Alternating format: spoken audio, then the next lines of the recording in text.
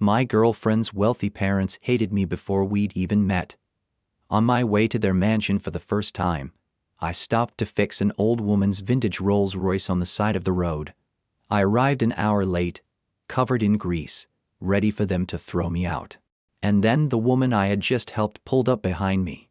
Before we get into it, I have a question. What's the most stressful meet the parents moment you've ever had or heard of? Let me know in the comments and be sure to subscribe for more stories every day. Okay, let's head out to that lonely country road. The phone call with my girlfriend Sophia was supposed to be a final, reassuring pep talk. Instead, it was a masterclass in anxiety. I was standing in my small apartment, already sweating in my best and only suit, and her voice on the other end was a tight, frantic whisper. "Okay, Mark. Just remember the plan," she said. "When my father asks what you do not say you own a garage. You say you are in specialized automotive management, and if my mother asks about your hands, you tell her you've been doing some recreational woodworking. Whatever you do not mention the words engine oil or transmission fluid."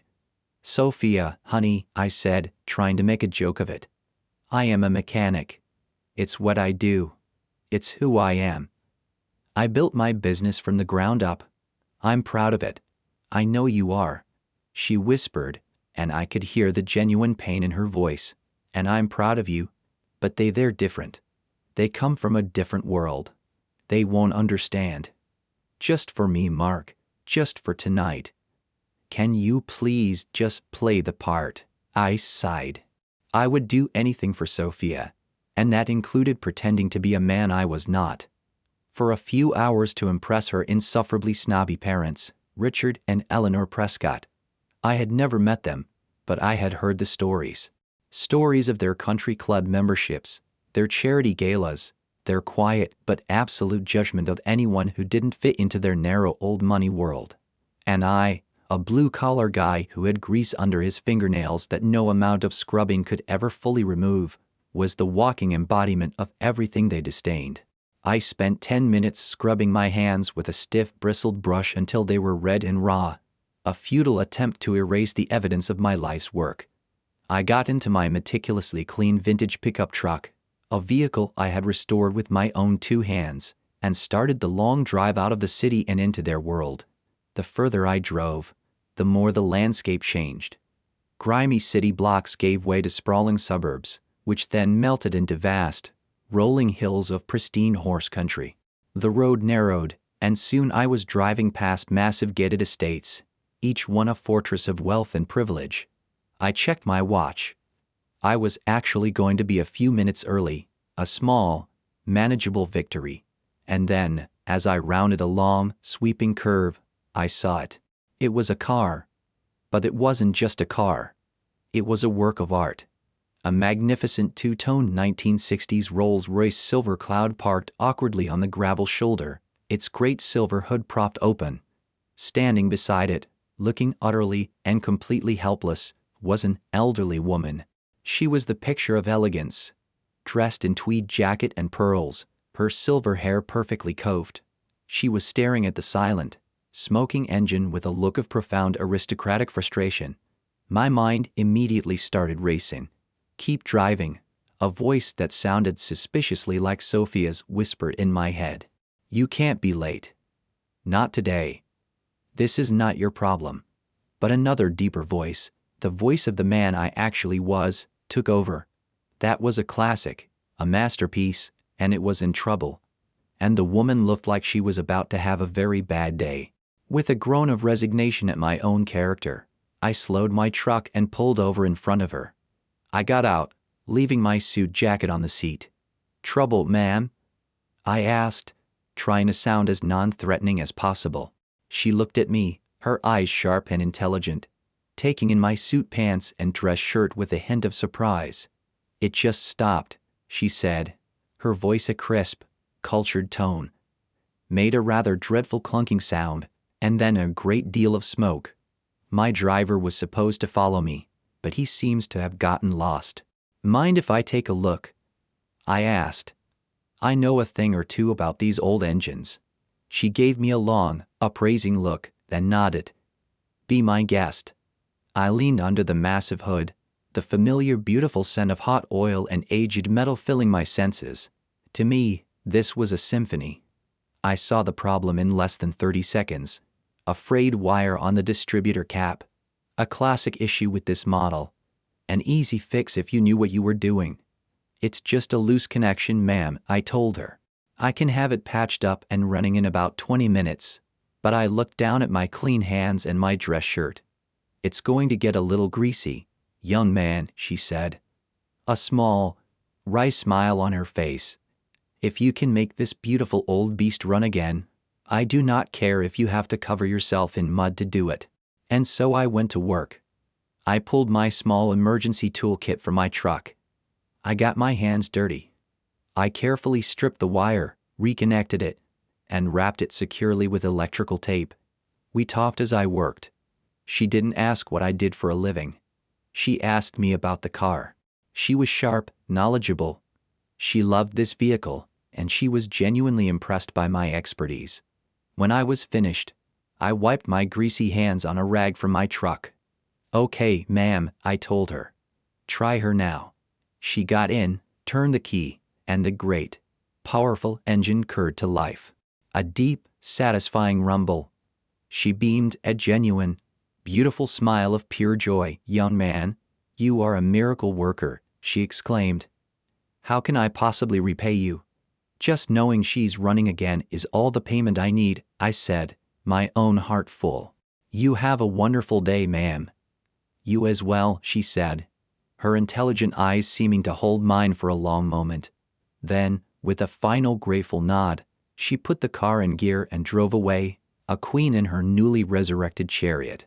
I watched the beautiful old car disappear down the road, a warm feeling of a job well done in my chest. A feeling that immediately turned to ice as I finally looked down at my hands, which were now streaked with black grease, and then at my watch. I was now over an hour and 5 minutes late. The sun was a fiery orange ball sinking below the rolling tree-lined hills. The dinner was supposed to have started at 6. I rehearsed my apology in my head as I drove the final 2 miles to the Prescott estate. I am so sorry, sir. There was an elderly woman, a real emergency, a classic car.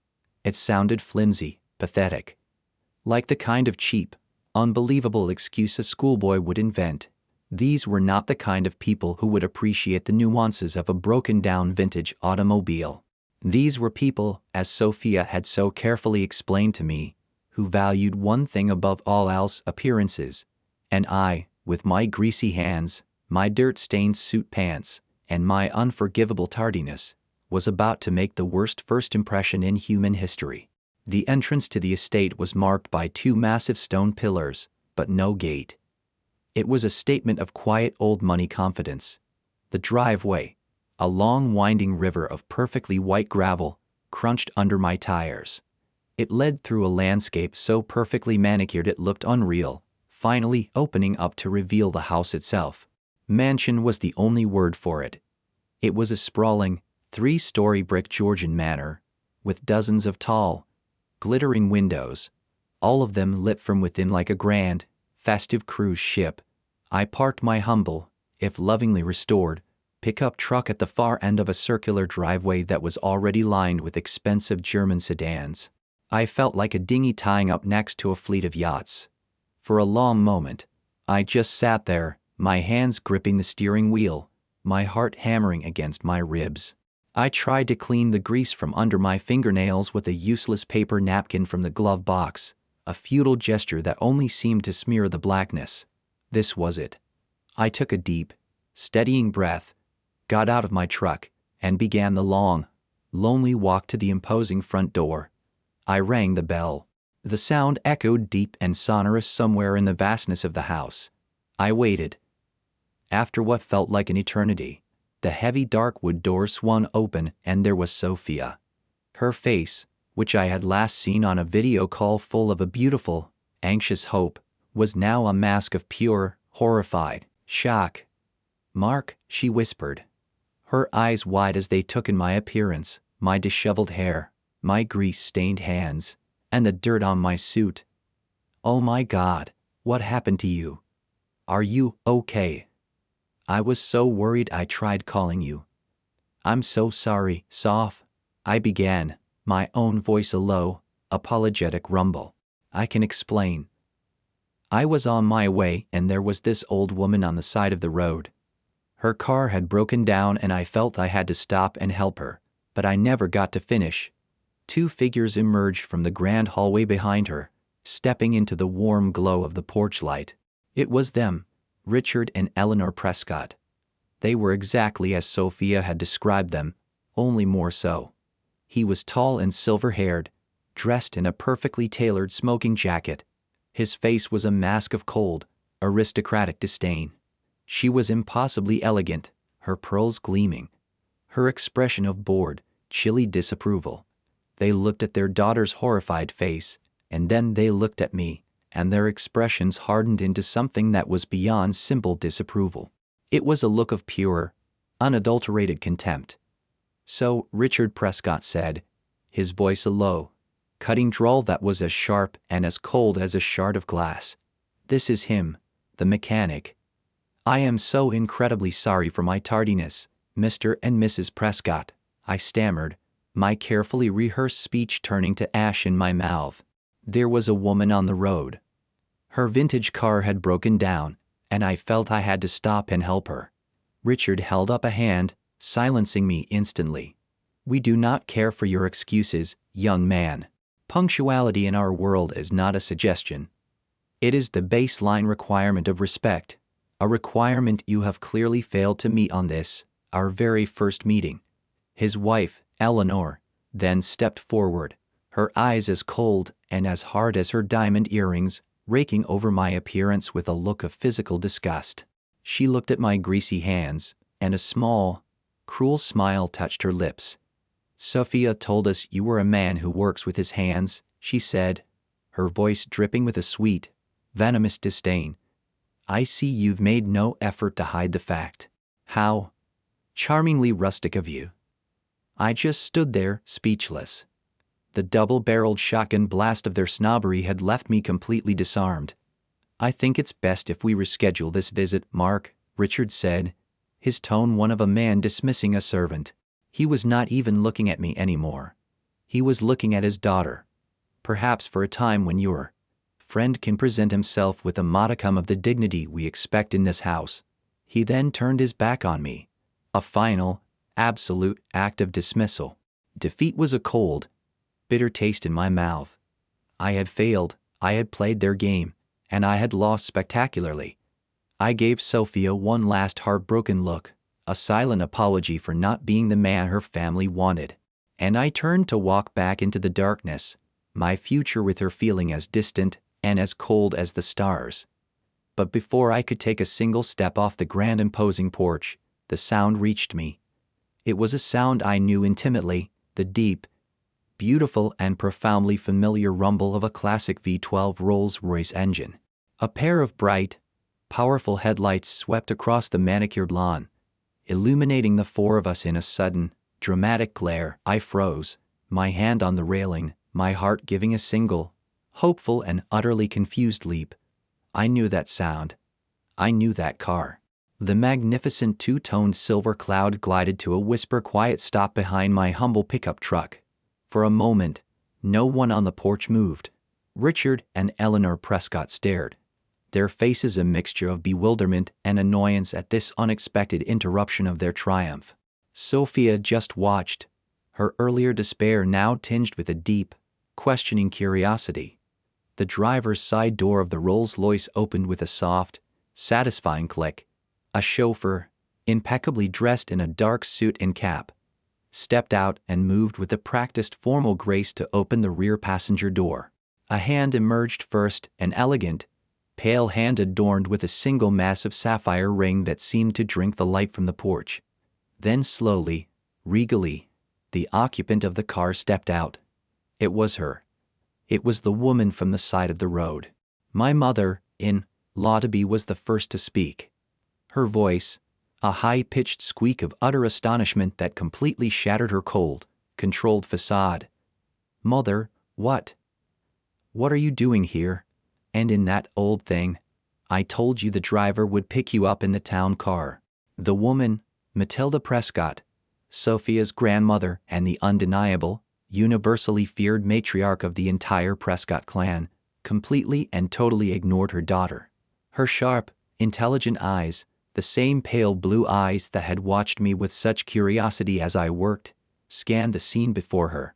They took in the rigid, angry posture of her son-in-law, the flustered, guilty expression of her daughter, Sophia's tear-streaked confusion, and finally my own disheveled, grease-stained form. She began to walk towards the porch, her steps surprisingly brisk and full of a purpose that seemed to make the very air around her crackle. Richard and Eleanor, who just moments ago had been the imperious lords of this manor, now looked like two petulant, scolded children. Matilda Prescott stopped at the bottom of the steps, directly in front of me.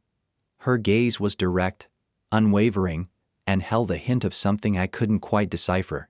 She looked me up and down, her eyes lingering for a moment on my grease-stained hands, the dirt on my knee, the slightly rumpled state of my suit. A lesser man would have wilted under such intense scrutiny, but her gaze didn't feel judgmental.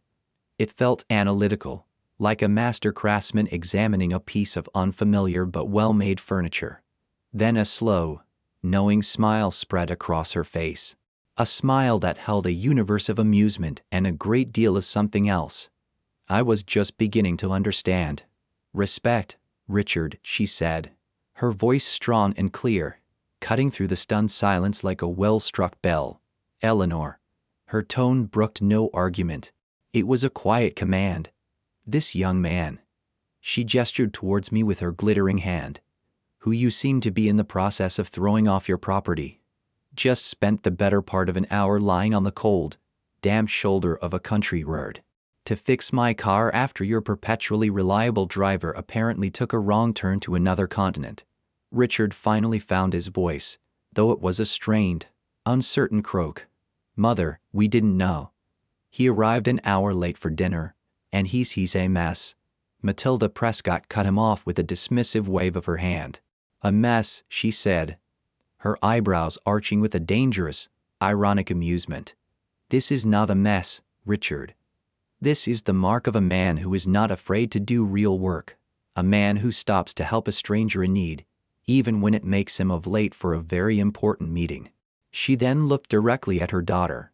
"A measure of character, Eleanor, that no amount of money or status can buy, and a quality that seems to be in desperately short supply in this household lately." She then turned her back on her stunned, horrified children and gave me her full, undivided attention. Her smile was now a thing of genuine warmth. "You have my deepest gratitude, young man," she said. "You possess a rare and valuable skill, and even rarer, the kindness to us it without asking for anything in return."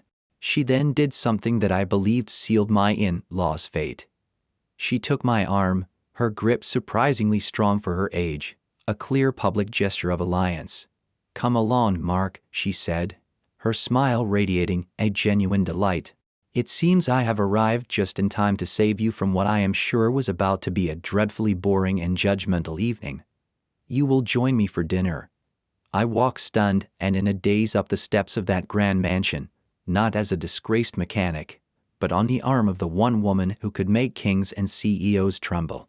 The interrogation I had been dreading was over before it had even begun. But as I glanced back at the pale, horrified faces of Richard and Eleanor, I realized that a new, far more interesting, and for them, far more terrifying trial was just about to begin, and my angry in-laws were now the ones in the dock. I walked through the grand, imposing doorway of the Prescott mansion, not as a supplicant, not as a disgraced and tardy guest, but on the arm of the one woman whose authority in this house was absolute. The air inside was cool and smelled of beeswax, old money, and the faint, delicious aroma of a roasting duck. A tall, impossibly thin butler, who I later learned was named Henderson, stood in the vast marble foyer. He looked at my grease-stained hands and dirty suit with a flicker of professional horror, but his expression immediately smoothed into a mask of perfect neutrality when he saw my escort. "Matilda, you've returned," he said, his voice a low, respectful murmur. Yes, Henderson, my new protector, Matilda replied, her voice brisk and cheerful. This is Mr. Mark O'Connell. Please set another place at the table at my right hand. The butler's eyes widened almost imperceptibly at the command, the seat to the right of the matriarch. It was the seat of honor, a place I would later learn that my own father-in-law to be, Richard, had coveted for years. We were followed into the house by the silent, shell-shocked remnants of the welcoming committee, Richard and Eleanor Prescott, who just moments ago had been the imperious lords of this castle, now trailed in our wake like chastened children. My girlfriend Sophia followed behind them, her face a beautiful, breathtaking picture of dawning awe and suppressed, joyous laughter. Matilda led me into the dining room. It was a room so grand it seemed almost absurd, with a table long enough to land a small aircraft on, set for what looked like 20 people, though only the 5 of us were present. She guided me to my seat of honor and I sat, feeling like a commoner who had accidentally stumbled into a royal court and been mistaken for a visiting prince. The dinner that followed was the most surreal, the most satisfying, and the most terrifying 90 minutes of my entire life. It was not a meal, it was a performance, a quiet, brutal and masterfully executed play with Matilda as the sole director, and her own children as the hapless, humiliated supporting cast. She completely and totally ignored them. For the entire meal, her focus was a laser beam directed only at me.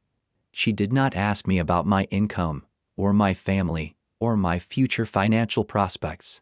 She asked me about me. So Mark, she began, after the butler had poured us both a deep ruby red wine, a 1960s Silver Cloud, a magnificent machine, but a notoriously temperamental one. The fuel pump, I'm told, is a nightmare. What's the secret to keeping the pressure consistent? And so I told her. I spoke of my passion, of my craft. I talked about the elegant simplicity of a carburetor, the lost art of hand tooling a custom part, the unique satisfaction of bringing a beautiful, forgotten old engine back to life. I spoke not as a greasy mechanic, but as an artisan, a craftsman, a man who truly loved his work. And she listened, her sharp, intelligent eyes never leaving my face, asking smart, insightful questions, her interest genuine and absolute. At one point, Richard, my future father-in-law, clearly unable to bear the irrelevance any longer, tried to interject. Speaking of investments, mother, he began, his voice a little too loud. The market for pre-war classics is showing a significant downturn. Matilda cut him off with a cool, dismissive wave of her hand. Richard, please, she said without even looking at him. We are discussing things of actual, tangible value tonight, not your imaginary numbers on a screen. Mark is a man who builds things.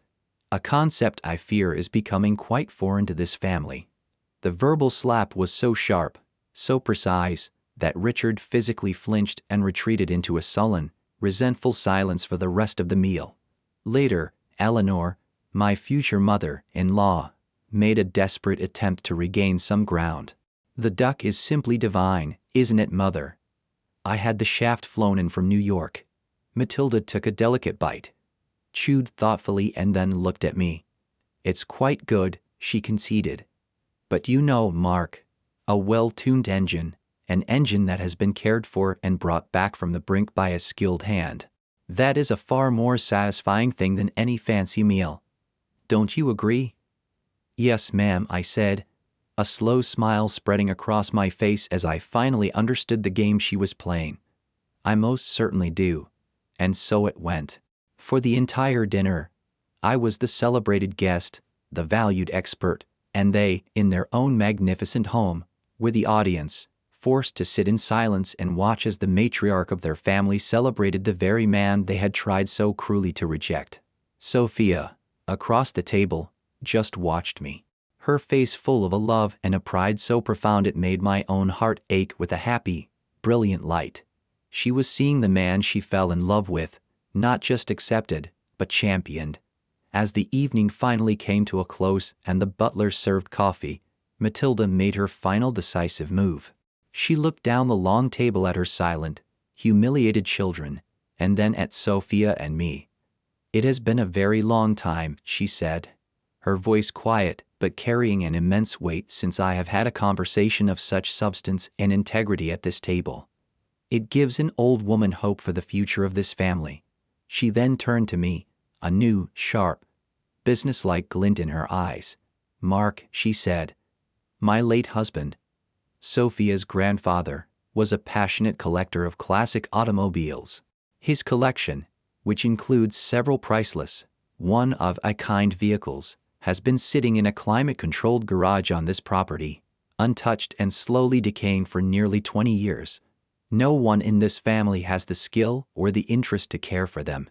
She leaned forward, her expression now one of a CHEHO, making a formal offer. "I believe," she said, a triumphant smile on her face, "that I have just found a new project for you. We will discuss the generous terms of your new role as the official curator of the Prescott automobile collection tomorrow morning." My own jaw, I am not ashamed to say, dropped. Richard and Eleanor just stared, their faces a pale, horrified canvas of disbelief. She hadn't just approved of me. She hadn't just welcomed me into the family. She had just given me a job, a purpose within their own world, and the keys to a priceless piece of their history. The greasy mechanic they had tried to throw out of their house had just been put in charge of the family jewels. The silence in the grand dining room following Matilda Prescott's announcement was a thing of beauty. It was a silence filled not with tension, but with the deafening sound of my in-law's world being turned completely and irrevocably upside down. I looked across the table at my girlfriend, Sophia. The look of pure, radiant, and triumphant love on her face was a sight I would cherish for the rest of my life. She wasn't just happy for me, she was vindicated. The man she loved, the man her parents had deemed a dirty, unpresentable commoner, had just been knighted by the Queen herself. My future father-in-law, Richard, looked as though he had been physically struck. His mouth opened and closed silently, like a fish gasping for air. My future mother-in-law, Eleanor, was a statue of pure, pale horror, her wine glass frozen halfway to her lips. They had lost in their own home, at their own table. They had been utterly and completely outmaneuvered. Their judgment had been judged and found wanting. I finally found my voice, a humble and slightly shaky thing. "Ma'am, I don't know what to say. That is an incredibly generous offer. I would be honored." "Nonsense," she said with a dismissive wave of her hand, though her eyes were twinkling with a fierce delight. "It is not a generous offer, Mark. It is a practical one. I am saving a priceless piece of my late husband's history from slowly turning to dust at the hands of people who see it only as a number in a ledger. You, I can tell, see the soul in the machinery. That is a skill that cannot be bought." As Sophia and I were finally preparing to leave hours later, after a long and wonderful conversation with Matilda about the glories of the 1930s Duesenberg engine, my in-laws made one last desperate stand. They cornered Matilda in the grand foyer. "Mother, you cannot be serious," Eleanor hissed, her voice a low, furious whisper. "You are not actually planning to give this grease monkey access to Father's collection. It's a priceless piece of our family's heritage." Matilda turned, and the warm grandmotherly woman I had been speaking to all evening vanished, replaced by a figure of such cold aristocratic authority that even I took an involuntary step back. "Eleanor," she said, her voice like ice, "let me be perfectly crystal clear. This family's heritage is not in its cars or its houses or its stock portfolios. This family's heritage is supposed to be in its character, a quality this young man has displayed in abundance, and a quality you and your husband," she gave a withering glance at Richard, "have shown a shocking lack of tonight." She then turned to me. "Mark has my complete and total confidence. He is a man of skill, decency, and kindness. He is a welcome and much-needed addition to this family. You will show him the respect he has earned. Do I make myself clear?" "Yes, Mother," Eleanor whispered, her face pale, her eyes fixed on the floor. Matilda then smiled at me again. Henderson will give you the keys to the west garage in the morning, Mark, she said. Have fun. The months that followed were a quiet revolution. Our wedding was a beautiful, joyful affair. My in-laws were there, their smiles strained, but their behavior impeccably polite. They were terrified of Matilda, and it showed.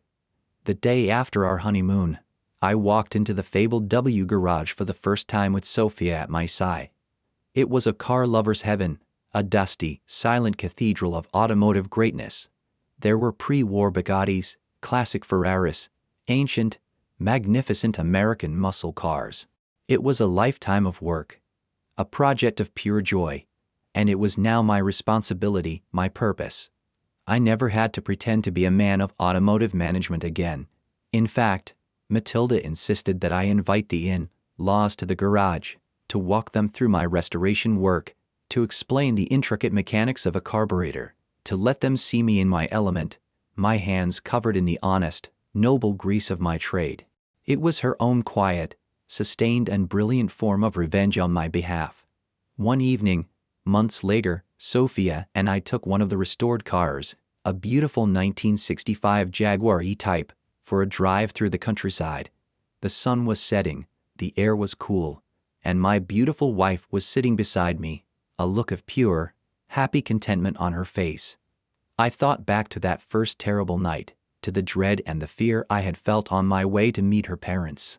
I had been so ready to hide who I was, to pretend to be someone more respectable, to win their approval. And yet it was the one simple, authentic act of kindness, the act of a mechanic stopping to help a stranger with her car, that had won me everything. My vindication was not in their humiliation, but in the profound, beautiful truth of that moment. I had not been accepted in spite of who I was. I had been welcomed, celebrated, and ultimately triumphant because of it. I had been true to myself, and in doing so had found a new and far better family, grease stains and all.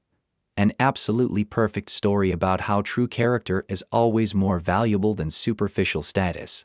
What do you think of the way the matriarch Matilda put her own family in their place? Let us know your thoughts in the comments below. If you loved this amazing story of a test of character, please show your support by hitting that like button and be sure to subscribe for more heartwarming stories of justice. Don't forget to click the notification bell so you never miss an upload. Thanks for watching, and we'll see you in the next one.